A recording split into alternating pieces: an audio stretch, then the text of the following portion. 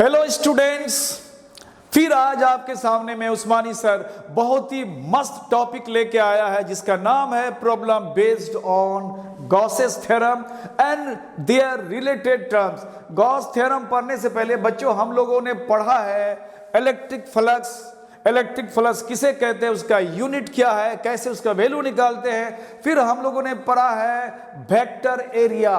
बच्चों आपने 11th में पढ़ रखा है कि एरिया स्केलर क्वांटिटी होता है। यहाँ पे गॉस साहब ने अपने थ्योरम को प्रूव करने के लिए एरिया को वेक्टर माना है। अगर आप इन चीजों को आप नहीं जानते हो तो इससे पहले हमारे कुछ वीडियोस अपलोड कर रखा है, उसको आप जरूर देखो सो दैट कि आपका कॉन्सेप्ट बिल्कुल क्लियर हो जाए। और जब आप इसको देखो न्यूमेरिकल्स आप जब बनाने बैठो तो आपको एक एक टॉपिक, एक एक लाइन, एक एक कैलकुलेशन आपको समझ में आ जाए, कहीं आपको दिक्कत नहीं हो। तो लेट्स स्टार्ट। आज का टॉपिक का प्यारा सा नाम, दुलारा सा नाम, बहुत बेहतरीन नाम है problem based on electric flux, Gauss theorem and its application. तो इस कड़ी में बच्चों हमारा पहला न्यूमेरिकल्स है a point mass of 100 microgram freely suspends above a non-conducting horizontal surface with surface charge density 5 microcoulomb per meter square. The charge on point object is, बच्चों कह रहा है एक हॉरिजॉन्टल नॉन कंडक्टिंग सरफेस है। Non conducting का मतलब है कुचालक वाला, जिस जगह पे जो चार्ज है वो चार्ज फिक्स होता है, वो चार्ज मूव नहीं करेगा।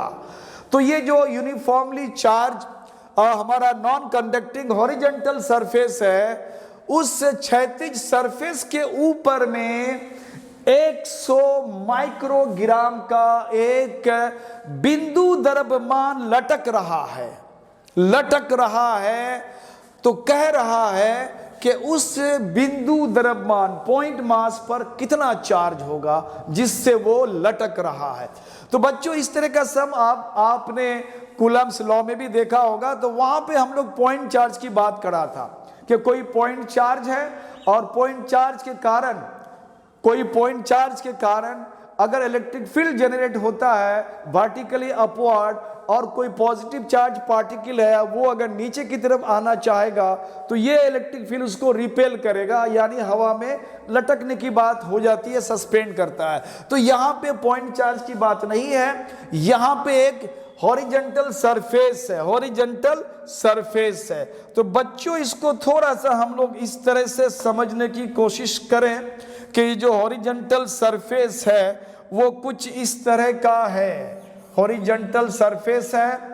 अब इस हॉरिजॉन्टल सरफेस में चार्ज जो है यूनिफॉर्मली ये चार्ज भरा हुआ है, बटा हुआ है, और ये चूंकि नॉन कंडक्टिंग है तो कहीं पर का चार्ज खिसक के कहीं नहीं जाने वाला है। और इसका सरफेस चार्ज डेंसिटी दिया हुआ बच्चों, और वो है 5 माइक्रो को हम चेंज कर लेते हैं SI में, तो माइक्रो बोले तो 10⁻⁻⁶ अब रह गया कूलम पर मीटर स्क्वायर। तो ये इस हॉरिजॉन्टल नॉन कंडक्टिंग सरफेस का सरफेस चार्ज डेंसिटी हो गया। अब इसके ऊपर में एक छोटा सा नन्हा सा पार्टिकल तैर रहा है हवा में। इसके ऊपर में एक छोटा सा पार्टिकल तैर रहा है। ये छोटा सा पार्टिकल थोड़ा सा मैग्नीफाई कर देते समझने के लिए, तैर रहा है। अब इसका जो मास है, इसका मास दिया हुआ है 100 माइक्रो यानी 10⁻⁻⁶ ग्राम, यानी इतना ग्राम का एक पार्टिकल इस चार्ज सरफेस के ऊपर में तैर रहा है। इसका मतलब है कि इसका जो मास के कारण वेट है यानी mg वो डाउनवर्ड होगा। ऑब्वियसली इस पर कोई पॉजिटिव चार्ज होगा जो हमें नहीं पता है, यही निकालना है। और ये पॉजिटिव चार्ज होगा तो ये जो हमारा नॉन कंडक्टिंग चार्ज सरफेस है उसको ऊपर की तरफ रिपेल करेगा, यानी इस पर फोर्स लगेगा। अगर इसमें चार्ज Q है और इसके इलेक्ट्रिक फील्ड के कारण ये जो इलेक्ट्रिक फील्ड जनरेट करेगा, उस इलेक्ट्रिक फील्ड के कारण जो इस पर लगने वाला फोर्स है तो इलेक्ट्रिक फील्ड मल्टीप्लाइड चार्ज होगा। तो इसमें इलेक्ट्रिक फील्ड मल्टीप्लाइड चार्ज होगा, यानी ये हमारा एक फोर्स अपवर्ड है और mg जो उसका फोर्स है वो डाउनवर्ड है। यानी जब वो एयर में लटकता है, सस्पेंड करता है, इसका मतलब है कि जो इसका वेट डाउनवर्ड और ये इसके कारण अपवर्ड जो फोर्स लगता है वो इक्वल है। इसका मतलब एट इक्विलिब्रियम के स्थिति में ये क्या हो जाएगा, E into q, force upward and force downward, mg weight को हम फोर्स भी कहते हैं। तो ये mg ये हमारा डाउनवर्ड फोर्स हो गया। हमें निकालना है यहाँ पे q, तो यहाँ हो गया बच्चों mg अपॉन यहाँ पे E। अब हमारे पास क्या क्या वैल्यू दिया हुआ है, तो हमें ये देखना पड़ेगा कि हमारे पास इस फिगर में आप देखो, अगर आपको कुछ आइडिया लगता है बच्चों तो बताओ कि इसमें से कौन कौन फिगर आपके पास है। बिल्कुल क्वेश्चन में क्लियर दिया हुआ है, आप एक नजर उसको देख लो कि कहां कहां कौन वैल्यू दिया हुआ है। तो आप अगर आपने देख लिया तो बच्चों तुम यहां पे डायरेक्ट वैल्यू उसका मास नजर आता है। मास कितना है, मास है इसका 100 माइक्रो बोले तो 10 पावर -6 ग्राम को केजी बनाना है, हमें ऐसा ही चाहिए, तो 10 पावर -3 मल्टीप्लाई करा केजी हो गया। अब जी का वैल्यू हम लोग न्यूमेरिकली कन्वीनियंस के लिए हम लोग 10 अक्सर लेते हैं, तो अगर हम जी का वैल्यू 10 लेते हैं तो ये हमारा 10 हो गया। अब आता है हमारा इलेक्ट्रिक फील्ड। आपको इलेक्ट्रिक फील्ड का वैल्यू बच्चों यहाँ डायरेक्ट कहीं नजर नहीं आता है, तो आपने जो गॉस थ्योरम पढ़ा है, तो मैं थोड़ा सा यहाँ बगल में बता दूं, गॉस थ्योरम का जो आपने एप्लीकेशन पढ़ा है कि यूनिफॉर्मली थिन शीट जो इनफाइनाइट साइज का है, उसके कारण किसी पॉइंट पर जो इलेक्ट्रिक फील्ड का वैल्यू है वो होता है sigma upon twice of epsilon not, sigma upon twice of epsilon not. बच्चों ये ऑलरेडी आप गॉस के एप्लीकेशन में पढ़ चुके हो, देख चुके हो, तो उसको आप देख लो। अगर नहीं देखे हो तो हमारा वीडियो इसमें ऑलरेडी डाला गया है, और उसको आप जरूर देख लो, एक नजर आप उसको देख लो। अब इसको देख अगर लेते हैं तो अब यहाँ ई का वैल्यू यहाँ हम बैठाते हैं sigma upon twice of epsilon not. अब ये थोड़ा सा कैलकुलेशन है, मैं सोचता हूं कि कैलकुलेशन आप खुद कर लो, आप जितना प्रैक्टिस बनाओ करने का वो उसका बेनिफिट आपको एग्जाम में वो पे करेगा। तो अब अगर थोड़ा सा और चाहते हो तो मैं थोड़ा सा आगे बढ़ा देता हूं, सो दैट कि आप कैलकुलेशन बड़ा फास्ट कर लोगे।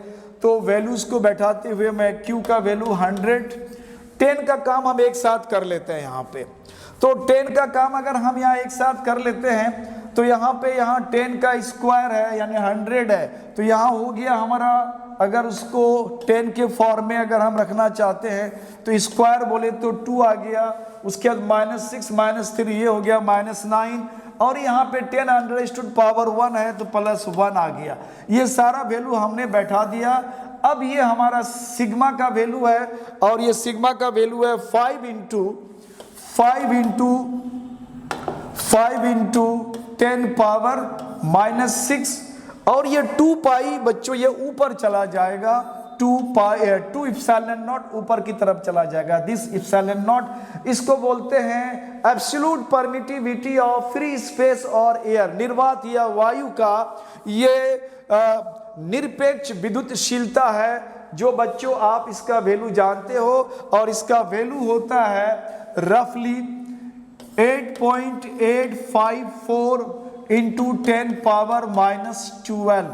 अब ये वैल्यूज को देखते हुए बच्चों आप जितना फास्ट हो सके इसको आप कैलकुलेट कर लो, तो ये आपको इसका रिजल्ट मिल जाएगा, कितना चार्ज इस पार्टिकल पे रखा गया, सो दैट कि वो हवा में तैरता होगा।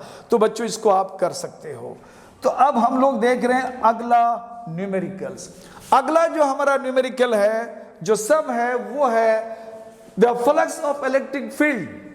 The flux of electric field is 10 power 3 into 10 power 3, ये 10 पावर 3 है, और इसके बाजू में आई कैप है, ये न्यूटन पर coulomb, throw a square plane of side 10 centimetre with normal to the plane inclined at 60 degree with x axis। बच्चों इसमें कह रहा है कि हमारे पास एक इलेक्ट्रिक फील्ड है और वो इलेक्ट्रिक फील्ड का जो वैल्यू दिया हुआ है वो है 3 × 10⁻³ और यहाँ पे ये जो I कैप न्यूटन पर कूलम है ये बताता है कि इलेक्ट्रिक फील्ड हमारा x एक्सिस के लॉन्ग है, ये unit vector and I cap बताता है कि ये x एक्सिस की तरफ है। अब कह रहा है कि एक स्क्वायर प्लेन से होते हुए हमको इलेक्ट्रिक फ्लक्स चाहिए। फ्लक्स क्या होगा और किस प्लेन से होते हुए जाते हुए फ्लक्स निकालना है, तो बोल रहा है कि वो स्क्वायर प्लेन है और उस स्क्वायर प्लेन का साइड 10 सेंटीमीटर है और उस प्लेन पर जो एक नॉर्मल होगा वह नॉर्मल एक्स एक्सिस के साथ 60 के एंगल पर इंक्लाइंड है। तो हम लोग इसको बच्चों इस तरह से देख सकते हैं, अगर ये हमारा एक्स एक्सिस है, दिस इज एक्स एक्सिस, और कोशिश करो कि थोड़ा सा ग्राफ समझ में आ जाए तो हम लोग वाई एक्सिस भी मान लेते हैं इसका, तो दिस इज वाई एक्सिस और इलेक्ट्रिक फील्ड हमारा इधर की तरफ है, इलेक्ट्रिक फील्ड इधर की तरफ है चूंकि आई कैप हमारा यही बताता है। अब एक स्क्वायर प्लेन है जो उस प्लेन पर जो नॉर्मल है वो एक्स एक्सिस के साथ 60 डिग्री पर है, तो ये हमारा स्क्वायर प्लेन को हम थोड़ा सा एक शेप देते हैं इस तरह का। ये हमारा एक स्क्वायर प्लेन है, फर्ज करो सपोज दैट, और इस पर हमने एक नॉर्मल डाला, प्लेन पर हमने नॉर्मल डाला और ये नॉर्मल हमारा प्लेन पर इस तरह का है, दिस इज नॉर्मल, इसको एन कैप नॉर्मल मान लेते हैं और ये इस एक्स एक्सिस के साथ थीटा यानी 60 डिग्री के एंगल पर है। तो अब बच्चों हम लोग इस सरफेस से होते हुए जो इलेक्ट्रिक फ्लक्स का वैल्यू होगा वो इलेक्ट्रिक फ्लक्स का वैल्यू क्या होगा।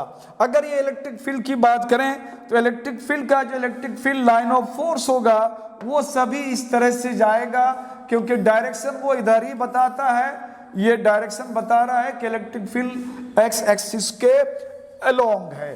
तो अब अगर हमें फ्लक्स निकालना है तो बच्चों फ्लक्स का वैल्यू होता है E D S cos theta.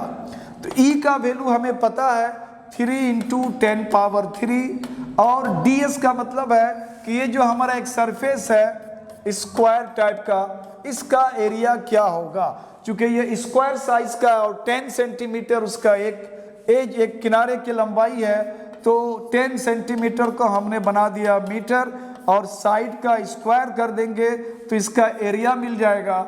और यहाँ पे cos theta 60 degree and cos 60 degree का वैल्यू भी आपको पता होना चाहिए। तो 3 × 10⁻³ अब यहाँ पे इन दोनों को सॉल्व कर लें, अंडरस्टूड पावर 1 है, सेम बेस पावर ऐड हो जाएगा 1 और -2 10⁻⁻1 हो जाएगा एंड होल स्क्वायर है तो 10⁻⁻2 हो गया एंड cos 60 डिग्री का मतलब 1/2 होता है, ये हो गया 1/2। अब थोड़ा सा इसको सॉल्व करना चाहोगे आप कर सकते हो, 3 × 10⁻³ एंड -2 यानी 10⁻1 और ये हो जाएगा 0.5, हाफ 1/2 को 0.5 कह सकते हैं हम लोग, 5 3 जा 15 यानी 1.5 × 10 या यूं कहो कि 15, अगर हम मल्टीप्लाई कर दे 10 से तो 15 हो जाएगा। तो ये 15 हमारा वैल्यू निकला फ्लक्स का। अब बच्चों इसका यूनिट आपको पता होना चाहिए, फ्लक्स का यूनिट क्या होता है, तो यही देख करके फ्लक्स का यूनिट आप दे सकते हो। इलेक्ट्रिक फील्ड का यूनिट क्या होता है, न्यूटन पर कूलम, और उसके बाद एरिया का यूनिट क्या होता है, मीटर स्क्वायर। तो ये हो गया हमारा इलेक्ट्रिक फ्लक्स का वैल्यू। तो बच्चों आज हमारा क्लास हमारा ये यहीं पे एंड होता है, तो आप इस तरह से आप बने रहो, आप इसका फ़ायदा लेते रहो। इसके बाद इससे भी बेहतर और भी आपको प्रॉब्लम्स दिया जाएगा जो स्पेशली नीट में पूछा जाता है और अक्सर कंफ्यूजिंग होता है। तो आप मेरे साथ बने रहें और फ़ायदा लेते रहें। Thank you for watching my channel, keep it up.